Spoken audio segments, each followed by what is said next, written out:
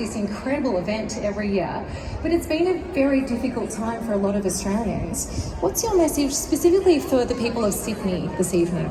Yeah, no, it has been a tough month for Sydney and for New South Wales, but I think today's a reminder that we live in the best country on earth and that we aren't just sharing this country, we live together, we've got a shared future. And I think to see so many families out on the foreshore of the harbour for free, enjoying the most beautiful place on earth is wonderful to see.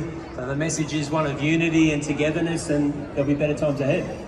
And Prime Minister, we have been seeing the most incredible values displayed tonight in this performance. What are the values that you have come across in the last few weeks? Look, I think that at the worst of times, we always see the best of the Australian character. So I've been with communities around Bendigo and Harcourt in Victoria who are fighting bushfires.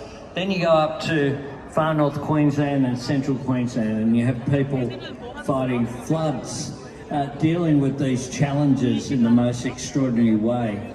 And of course, on December 14, we saw a horrific event and atrocity here in Sydney, but we also saw the best of the Australian character, people running towards danger, the people, nurses, doctors, people helping to look after people when they're really in need. So I just think that we are such a resilient, great country, and our greatest asset is our people.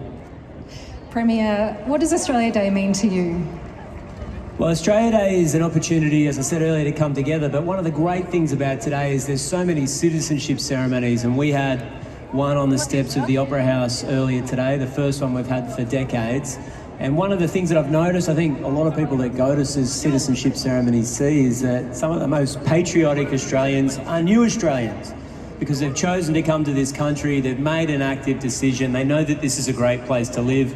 So to celebrate those new Australians on this day, I think it's a great anniversary and one that family will remember generation after generation. Now, I seem to remember that last year you promised us to get up on stage